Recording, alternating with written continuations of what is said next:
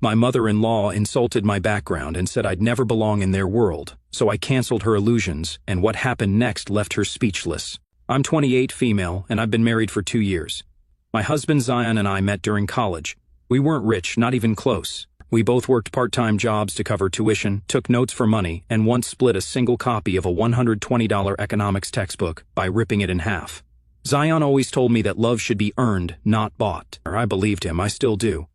But his mother? She was a different story. Zion's family came from old money. His grandfather built a textile empire, and his father invested in real estate. By the time I met them, they had a last name that opened doors in every bank and club in the city. His mother, Rafia, acted like she ran a royal court, and I was the kitchen help who wandered into the drawing room by mistake. The first time I met her, she offered me a handshake, then wiped her hand with a tissue while maintaining eye contact. It was subtle, but not subtle. I thought maybe I imagined it. Then came the little things. She introduced me to her friends as Zion's friend, asked me if I'd ever been to Europe besides online, and commented that I had a good, low-maintenance look, perfect for someone who doesn't have to network for a living. At our engagement dinner, she looked around the table, raised her glass, and toasted to building strong futures with stable partners and clear ambitions. Then she turned directly to me and asked what my 5-year financial plan was, since this family is not a charity organization. Everyone laughed. I smiled. Zion's jaw tensed. I had just landed a full-time UX designer job at a mid-tier agency after a brutal 3-month job hunt, and I knew he was proud. He mentioned it immediately. Rafia nodded, then sipped her drink like he'd said I became a barista. She made Zion get a prenup. I signed it before the lawyer could even finish his sentence. No hesitation. That shocked her. She expected a fight. What she didn't expect was that I had no plans to marry for money. I married because I loved her son. She thought that made me weak.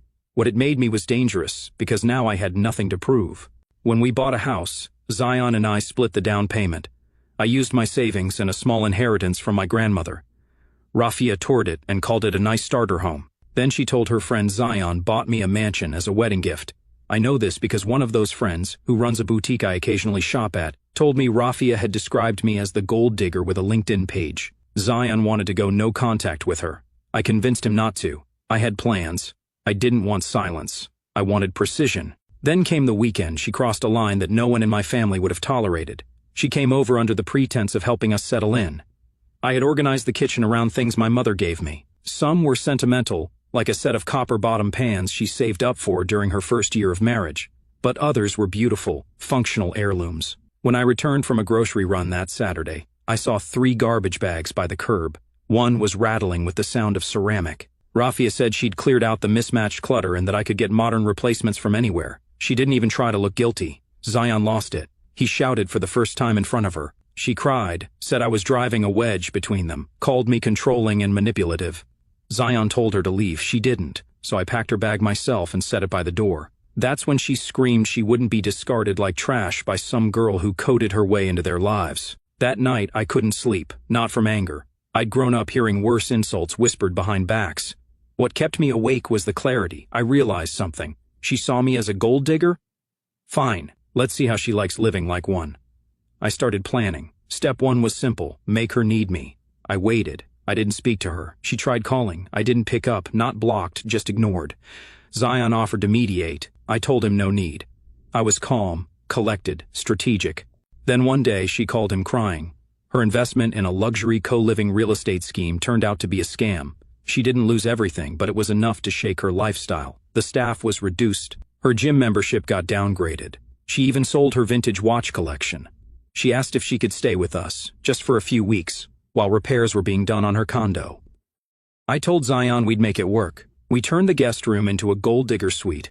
Designer knockoffs, rental furniture from places that looked fancy but creaked when you sat down, a kitchen stocked with meal kits that looked like 5-star meals, online but tasted like cardboard, a wardrobe full of fake labels and impractical heels, and a strict monthly budget that mimicked the income of a fresh college grad trying to make ends meet in a city like ours.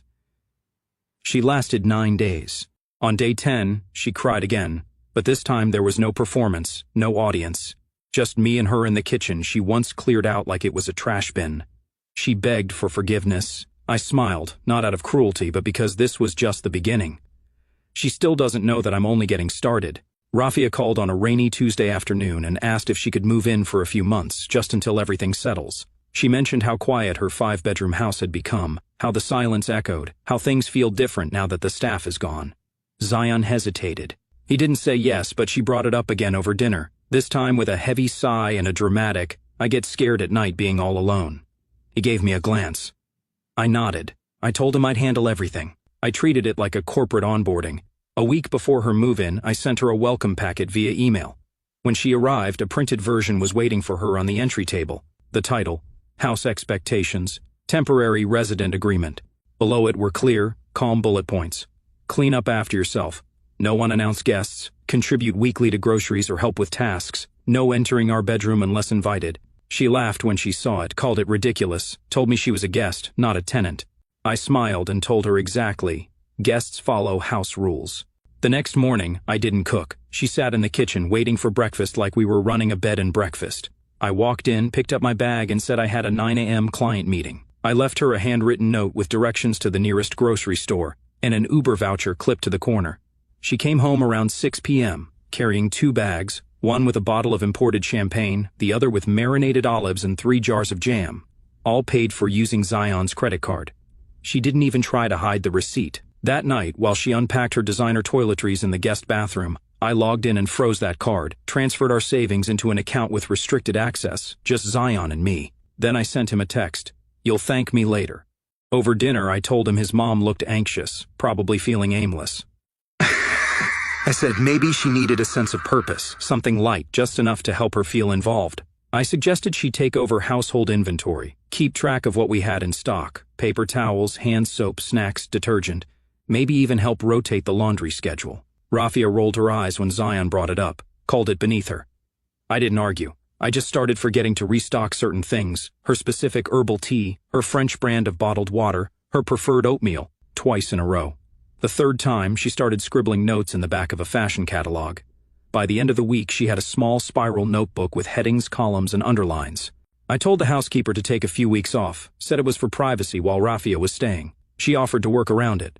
I insisted. I asked Rafia politely if she'd mind taking care of things the traditional way for now, said it would give her structure, something to keep her mind occupied. She narrowed her eyes but didn't say no. I went room by room with subtle changes. In the guest bathroom, I swapped the plush white towels with dollar store versions that were rough and thin. In the guest room, I folded away the silk bedding and replaced it with our old cotton set from college, slightly faded, scratchy, but clean. The kind of thing she used to joke about when talking about early marriage struggles. She complained once when her back hurt. I nodded sympathetically. It's the minimalist lifestyle. Remember, you always said I should have stayed humble. I left small reminders throughout the house. Cleaning wipes with an extra strong scent, generic brand shampoo, instant coffee instead of ground beans. When she asked about the missing espresso machine, I said we loaned it to a friend for a while. When she brought it up again, I said the same thing. Eventually, she stopped asking. I let her settle into the routine. Every evening, she reviewed her inventory notes and left sticky reminders on the fridge. Every morning, she set her alarm and checked the laundry baskets. When I started using an app to track our grocery list, she downloaded the same one and synced it to her phone. It was like watching someone slowly climb into a role they used to look down on. The next weekend, I invited Zion's cousin and his wife over for tea. They were always polite and had been distant from Rafia since the engagement drama. I made sure Rafia was in the kitchen when they arrived and handed her a dish towel on my way out. She served them, took their coats, brought out tea in mismatched mugs she used to mock. After they left, she sat at the table in silence for a while. Then she asked if we had any more of the nice vanilla-scented dish soap. I told her no, but we had a lemon-scented one from the clearance bin. She used it anyway. On day 15, I overheard her on a call with one of her friends. Her voice had changed, less crisp, more drawn out. She said she was helping around the house and enjoying the simple things lately. I walked past her without pausing. Let her get used to the velvet cage, because I was just getting started with the redesign. The moment Zion's flight took off for his week-long business trip, Rafia changed. It was subtle at first, closing doors louder, leaving her shoes in the middle of the hallway, switching the TV from our usual shows to her soap operas on full volume. By the second morning, she had moved my work laptop to the garage to declutter the dining table and, in the process, deleted 2 folders from a client presentation I had been preparing. She left a sticky note on the table that read, "The dining area is for meals, not machines." I didn't argue. I didn't even mention it. I just opened a new Google Doc and titled it Queen of Savings. I started documenting everything, dates, times, and what she did. From switching the laundry mid-cycle to refolding towels in a way that made them smell like mothballs. She had no idea I was keeping track. I adjusted our routine. Instead of cooking the usual dishes Zion and I enjoyed, I filled the freezer with bland, low-sodium frozen meals, turkey meatloaf, veggie stir-fry with no sauce, instant mashed potatoes. I told her we were cutting back to meet a financial goal. I made sure to casually mention how every dollar saved today becomes freedom tomorrow. She pretended not to mind, but she started adding hot sauce to everything and picked around the vegetables like a kid refusing broccoli. Her spa membership expired midway through the week. She left the brochure on the kitchen counter like bait. I picked it up, smiled, and handed her a coupon book for a local budget beauty chain that offered $10 facials and $5 manicures. I told her we were embracing self-care on a budget. She stared at the coupon for 10 seconds before placing it under the fridge magnet shaped like a piggy bank. 2 days later, she found a list I had taped to the fridge titled Thoughtful Yet Affordable Mother's Day Gifts. It had suggestions like handmade bath salts, DIY memory jars, and printable gratitude cards. She read through it twice and then slammed the fridge door. I apologized for the clutter and replaced the list with a dry erase board that said, "Every gift counts when it's from the heart." I planned a tea with my close friend who works at a nonprofit organization that helps displaced families. She's one of the most grounded people I know. Over lemon tea and plain crackers, she shared her experience of surviving on less than $1 a day during her early 20s. Rafia tried to keep her expression neutral but shifted in her seat several times. When my friend offered her a ride, Rafia asked if she could take the cab home with her. My friend just smiled and gave her a flyer for a donation drive instead. That night, I framed a photo of the tiny studio apartment I lived in right out of college. I placed it on the mantel with a gold foil label that read, "Where It All Started." When Rafia noticed it the next morning, she asked if it was a joke. I told her it was a reminder of humble beginnings. She walked away without a word. The next day, I left my laptop open with my online bank statement on the screen. It showed my personal savings, organized, healthy, and growing. I made sure she passed by just as I stepped out to take a call. When I came back, she was sitting stiffly in the living room. Later that evening, she asked if I was hiding money. I raised an eyebrow and said, "I thought I was a gold digger. Wouldn't that mean I have no money of my own?" She started calling Zion every night after that, complained that she was being neglected, said the house was cold and she didn't feel seen. Zion listened, then one night he told her, "You're just living the lifestyle you always accused her of choosing. Isn't it enlightening?" She threatened to leave. I didn't stop her. I brought out her bags from the guest room, packed with folded clothes and tagged each one with bright yellow dollar store luggage labels. I placed them neatly by the front door, added a tote with her house slippers, and left a small card that read, "Thank you for staying. Budget bliss awaits you next." She didn't leave that night. She quietly took her bags back upstairs. The next morning, she was up early, wiping down the kitchen counters with a damp cloth. She didn't speak, didn't complain, just moved from cabinet to cabinet, rearranging things back to how I had them. That afternoon, I noticed she had placed an order for paper towels through the budget delivery service I'd signed up for. No complaints about the off-brand logo, no sighs about the lower ply, just clicked and confirmed. And that's when I knew the message had started sinking in. But I wasn't done yet. Zion had just gotten back from his trip and was catching up on work, so I took the opportunity to launch what I called Makeover Week.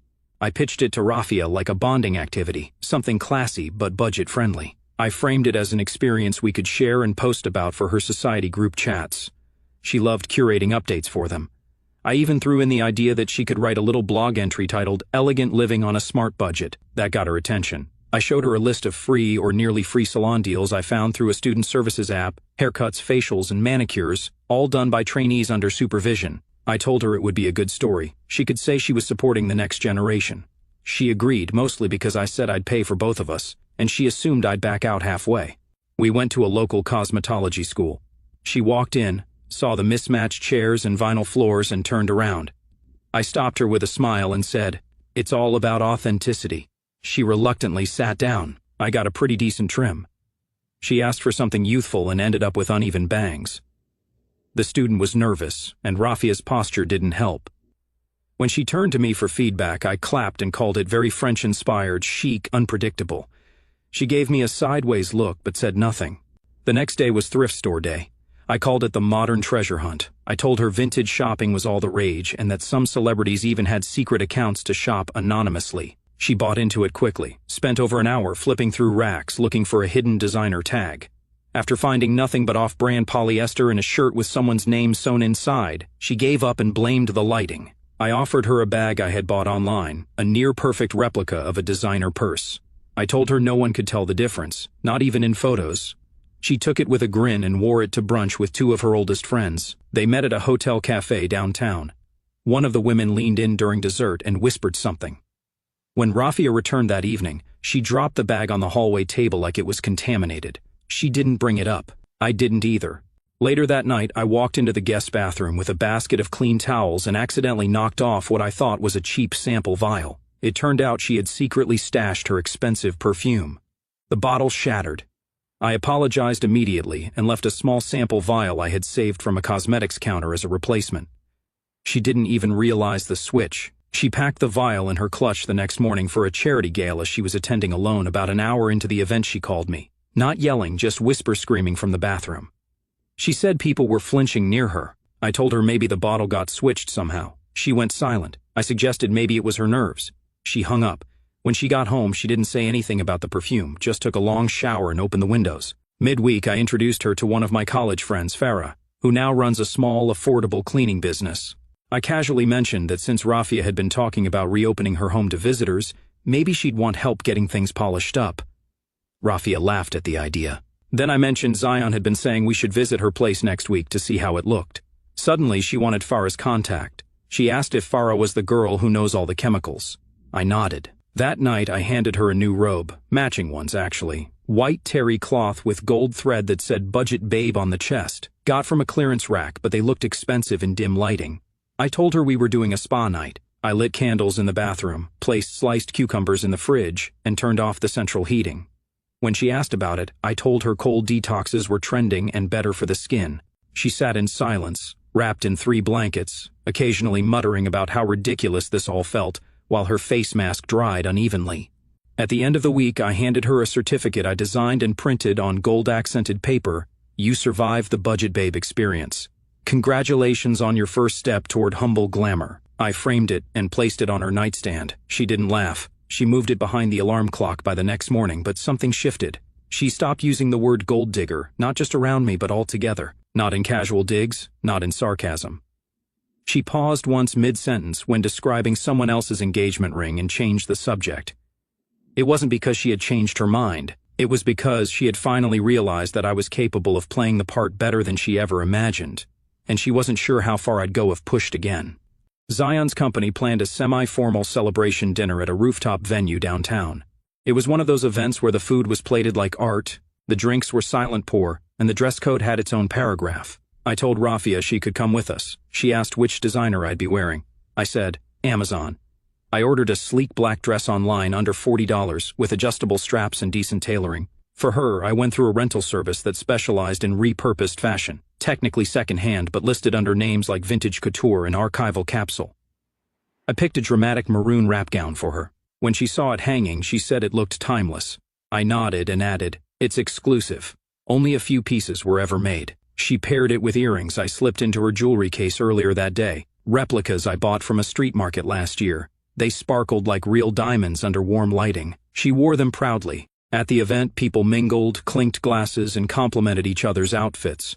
One of Zion's colleagues, whose wife runs a jewelry boutique, asked Rafia where she found the unique dupes. She went stiff. I leaned in and said, they're so good, right? You can't even tell. Her smile froze in place. Zion caught the whole thing.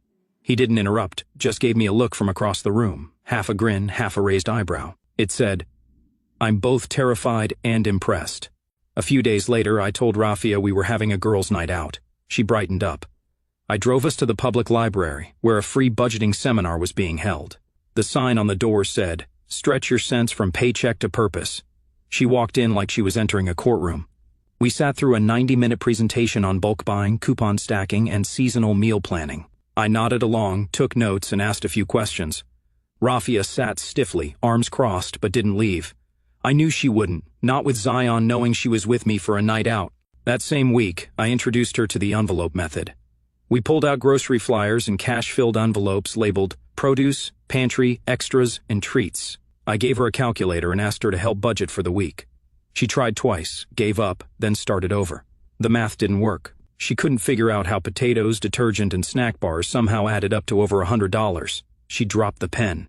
I handed her a piggy bank I decorated with glitter stickers. It said, "Essentials only." Every time she skipped something luxurious, a candle, a facial wipe, an imported yogurt, I dropped a coin in the jar loudly. The clink echoed in the kitchen. Zion noticed one evening. He asked if I was going too far. I told him she wanted me to prove I wasn't here for money, so I'm proving it. He didn't respond. He didn't need to. I removed her spa appointments from our shared calendar. I replaced them with yoga in the park and city walking tours led by retired teachers. When she asked about her wellness schedule, I handed her a printout of free community activities. She brought it up with Zion. He just shrugged and said, "Sounds peaceful. Why One night I walked past the guest room and saw her on the desktop we keep for basic use, looking up ways to get rich without working and how to retire early with no savings. I didn't say anything. The next morning I placed a neatly bound set of 30 printouts by her bedside. Real stories of people who started with nothing, immigrants, single mothers, former addicts, people who build businesses from garage sales or turn thrift flips into brands. No commentary, just pages and a highlighter. That afternoon she came into the kitchen while I was cutting vegetables. She sat down and asked how I grew up.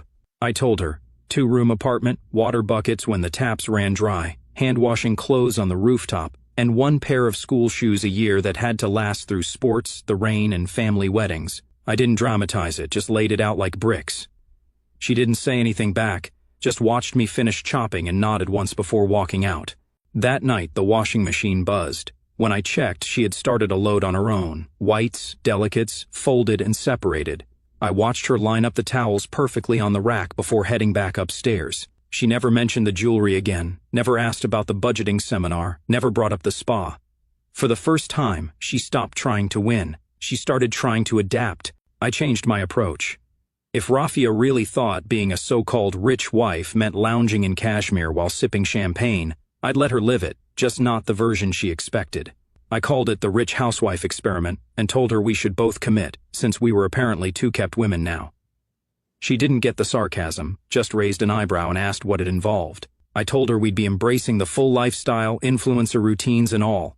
She agreed for now. The next morning I knocked on her door at 5:55 a.m. and handed her a glass of lukewarm lemon water with chia seeds floating in it. I said it was part of the morning detox protocol. Then I rolled out 2 yoga mats and played a 6 a.m. stretch video I found from an influencer known more for her outfits than her technique. Rafia kept up for about 5 minutes before collapsing into child's pose and staying there. By day 3, I set up a ring light in the living room, told her we were working on our brand. I never hit record. I just made her practice posing like she was about to be interviewed, holding coffee cups at angles, pretending to laugh, walking slowly while holding a book she wasn't reading. She asked when we'd start posting. I said we were perfecting the content pipeline first. She looked ready to scream. Meals got smaller. Avocado toast on a rice cracker, chia pudding in mason jars, boiled carrots arranged into a flower shape. I snapped 5 photos of every plate before she could take a bite. When she asked for tea, I handed her a mug of green detox sludge and told her Gwyneth Paltrow swore by it. I swapped our pantry staples. Regular salt became Himalayan pink, butter was replaced with ghee, pasta became kelp noodles soaked in vinegar. She started eyeing the neighbor's takeout deliveries like a hungry cat. I reorganized the fridge. Everything had to be color-coded and placed in labeled glass jars. She reached for strawberries once, and I told her they hadn't been photographed yet. She backed away slowly. I told her it was all part of the aesthetic. She muttered something about how being poor might have been better than this. I began calling her my content partner whenever I was on speaker calls, whether it was Zion's cousin or my bank advisor. I made sure to refer to her like we were running a lifestyle channel together. She flinched every time I said it. Midweek, I invited over 2 women from our old neighborhood who had built modest online businesses. One sold handmade soaps, the other customized embroidery kits. They were both stay-at-home wives with side hustles, and I knew exactly what would push Rafia over the edge. I called it a business brainstorming brunch. She assumed she'd be served food and praised for her taste. Instead, she got a long PowerPoint about cost-per-click marketing and wholesaler spreadsheets. About 30 minutes in, she tried to leave. I had already triggered the smart lock on the gate, a feature we added when Rafia first moved in because she kept forgetting to close it. When she asked why it wouldn't open, I smiled and said, "You'll love the closing pitch." That evening, she sat in the garden swing staring into the distance. I brought her a notebook and said, "You ready to plan content for our Living Below Your Means series?" She blinked at the title on the notebook and closed it without a word. Later that night, she asked if Zion would be home for dinner. I told her yes and that he was excited to see our rich wife transformation progress. She didn't reply. When Zion walked in, I had the ring light on and asked him to join a mock cooking demo we were pretending to shoot. Rafia stood in the background, wearing the matching robe from spa night, holding a spoon, trying not to cry. Zion burst out laughing mid-scene. He whispered, "You broke her." I looked over and said, "Not yet." After dinner, while he was washing dishes, I sat next to Rafia and slid over the notebook again. It now had Content Plan Week 2, minimalist kitchen hacks written in glitter pen. She stared at it for 10 seconds, then covered her face. When she finally looked up, her voice cracked. She said, "Fine, you win. I take it back. You're not a gold digger." I nodded and said, "Good, because next week we start Phase 2. I told Rafia that Phase 2 wasn't about punishment. It was about rebuilding from scratch. I explained it as clearly as I could. No more detox drinks or camera lights. Now we were moving into something more practical. Money management, dumbed-down skills that matter. I showed her a brochure for a free local course called Financial Independence for Women, held every Thursday evening at the community center a few blocks away. I signed us both up and told her we'd get a certificate at the end. She didn't say much, just nodded and added the dates to her planner. The first session, we carpooled. On the way, I mentioned I hadn't brought cash for lunch. She opened her purse, Chanel still clinging to old habits, and found a crumpled $5 bill tucked between a lipstick and an expired gift card. She handed it to me and said we'd split a sandwich. We sat on a park bench and shared a plain turkey sub wrapped in wax paper. She didn't complain once. Inside the center, the instructor asked each of us to state our goals. I said, "I want to build long-term stability." Then I glanced at Rafia and added, "My mother-in-law wants to protect herself from gold diggers." There were chuckles. She didn't deny it, just looked down and scribbled in her notebook. Over the next few weeks, something shifted, slowly at first. She started carrying reusable bags to the store. She clipped coupons and compared unit prices. She took over sorting the mail and began organizing my receipts in envelopes labeled by month. She even tracked our groceries in a spreadsheet I had barely used before. She never bragged about it, she just did it. One day, I overheard her talking to herself in the pantry while stacking canned beans. She muttered, "I used to pay someone to hang my coats." I didn't say a word, but I lingered just long enough to make sure she knew I heard. I started noticing little things. She folded Zion's laundry and aligned the socks. She placed dryer sheets inside the pillowcases. My mother used to do that. Rafia didn't roll her eyes at the task or pretend she had something more important to do. She just folded, stacked, and tucked. Evenings became quieter. She stopped playing the television on full volume and instead sat in the living room with old photo albums. I passed by once and saw her staring at a picture of herself and Zion's father, both sitting on a second-hand couch in an apartment with mismatched curtains. They looked happy, poorer but happy. There were no diamonds in sight, just smiles. One night, over instant coffee, she spoke without prompting. She said her own mother-in-law once called her a gold digger years ago. She never forgot it. The words stuck. They shaped how she moved through that house, and eventually, they shaped how she looked at me. Then she said, "I repeated the cycle. I hated it when it happened to me, and I still did it to you." The next evening, I came home from a late meeting and found the table set, 2 plates, steam rising. She had made biryani, the exact recipe my mother used. She had never asked for it, never been taught. Somehow she got it right. The spice, the texture, the layering. I didn't question how she pulled it off. That night I found an envelope beside my nightstand. Inside was a letter, handwritten. Her cursive was neat but hesitant, like someone trying something for the first time. I read it 3 times before turning off the light. It said, "You earned everything. I just never knew what earning looked like because I never had to. You didn't humiliate me. You educated me, and I'll never forget that." The next morning, she was gone. No dramatic goodbye, no speech, just silence. She had cleaned the kitchen, wiped down the fridge, folded her sheets. The guest room was spotless. Her robe was folded over the back of the chair. There was a lemon in the fruit bowl with a sticky note on it for detox. Old habits die hard.